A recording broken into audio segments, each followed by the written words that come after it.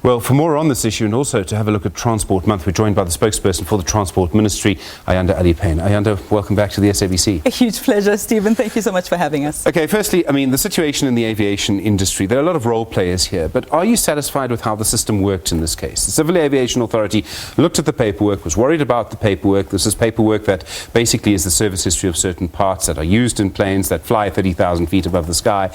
They made a recommendation. The airlines dealt with it. Are you happy with how it worked? I think as the department, we're more than satisfied with the work of the Civil Aviation Authority, and let me tell you why.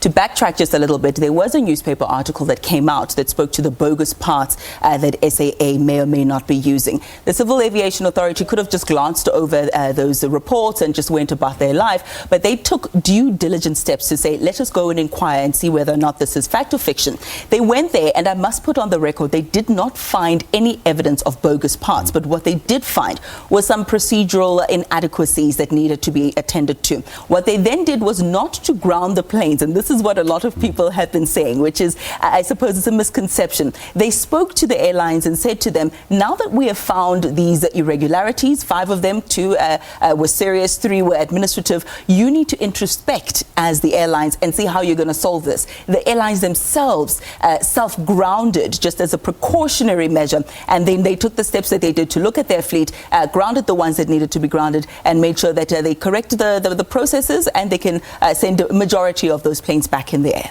That newspaper article was in the Sunday Times, but it was actually sparked by testimony to Parliament by Advocate Vusi Pikoli, a man I don't think we can ignore, who was the head of compliance at SAA. The claim is, in broad terms, that there might be organised crime syndicates dealing in plane parts. And we know this happens in certain parts of the world. They're incredibly valuable. Do you think there should be an investigation into that? Well, what we heard from the Civil Aviation Authority's CEO, Ms. Poppy Khoza, was that a number of steps will now be taken in the wake of that. Seem as though they didn't find any of those parts. They're not going to just relax and just take it at face value. What they are going to do is implement some of the sanctions. They are going to continue to do mandatory checks, Stephen. What this means is that once a year there'll be routine inspections and routine checks on the planes. There are also inspections that are perhaps unannounced. Now that a risk has been found, they will continue to go and check. There's also those inspections that come when the license renewal season comes about. And she has indicated that this is no sign that now that things are almost back to normal, they're going to fold their hands and go about their day-to-day activities. They'll continue to keep a close watch on this. And I think very important, Minister Mbalula also raised that we will not tolerate any corruption, any transgression, any misdemeanor. And as far as aviation is concerned, South Africa has got an impeccable standard when it comes to aviation, and we plan on keeping it that way. SAA technically falls under public enterprises, so it's not your ministry. But there are concerns about whether or not it's a going concern, whether it can literally, and I don't mean stay in the sky, I mean financially, stay afloat might be a better word here. Are you worried about that? If something were to happen to SAA financially, and part of it were grounded, maybe some planes were grounded in other countries because they couldn't get petrol to fly home, I mean, that would have a huge impact on our transport network. Indeed. I mean, the role of aviation can never be undermined, Stephen. The impact, just as we've seen over the last few days on our economy, but also on people's convenience, has been far and wide. And I think that is why Minister Mbalula came to the fore.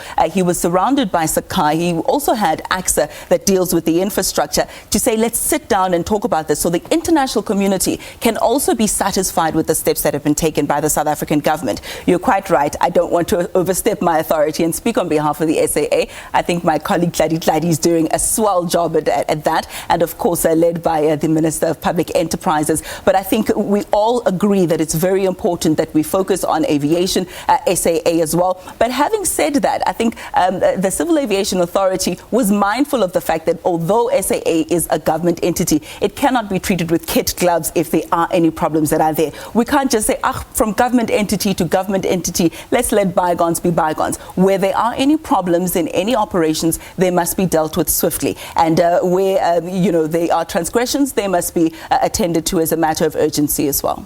Okay, let's talk about the situation on the roads now, particularly e-tolls. So there's been a task team, a group of people who've been told in meetings, I think you've been the one tweeting some of these meetings, involving your Minister Fikile Mbalula, the Premier of Gauteng, David Mukura, and then the Finance Minister, Tito Mboweni. A deadline came and went, an extension came and went. Where are we? So you're quite right, Stephen. We had agreed that by the 30th of August, we will have a document or an idea to give back to the head of state, President Cyril Ramaphosa. The 30th came and went, but by that time, Minister Mbalula, as well as his counterpart in the Finance Department, Mboweni, and the Premier of Gauteng had met. Minister Mbalula satisfied himself with the process, but also thought we need to include those voices that have never been heard by the department itself. These include OUTA, these include AA, these include some of the unions. So Minister opened up a little bit wider the circle, as it were, and sat down with those who oppose the e-tolls, I think quite publicly. Having said that, some of those stakeholders then came back and said, we would like to make these proposals to our members or to our constituency. Can you give us an extra bonus time? And this is why we moved from the 30th of August to plus 2 weeks. And in that 2 weeks, we then had stakeholders saying we need extra time. So Minister was satisfied with the process, but could not ignore the pleas of those who want to go and consult their stakeholders. The last thing that we want, Stephen, is to rush this process and be back to square one where people feel their voices were not heard, and this particular solution that's been put on the table is not an amicable one. Okay, so the perception that we might have, that I might have had until I spoke to you now, that Tito Mboweni, the finance minister, was being an immovable rock in this, is not correct. It's not him blocking this.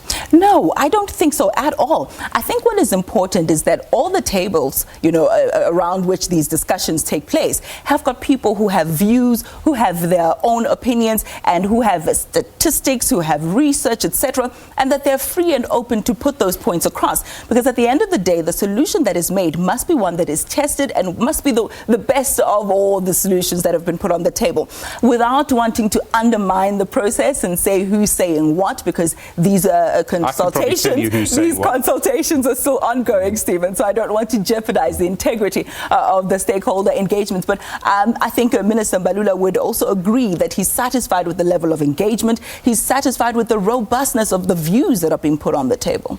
There aren't really any solutions at all, because someone is going to have to pay. We're talking about billions. It started at 20 billion. It'll be a lot more than that now.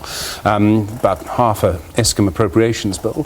The problem is that the debt just increases. Very few people are paying, and as a result of that, there's nothing anyone can do except to ask the finance minister for more money, which he doesn't have.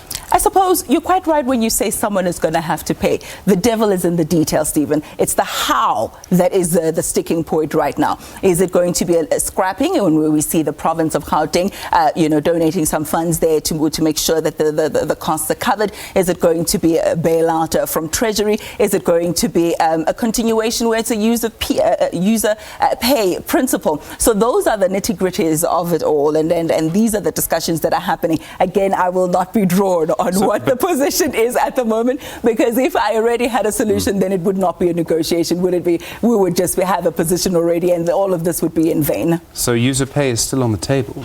Everything is still on the table. Good answer. Okay. There's been a situation on trains. We've done planes, we've done automobiles, let's do trains. Huge problems, of course, with the railway network, PRASA, and just the fact that our trains are unsafe. They're basically unsafe for people to use.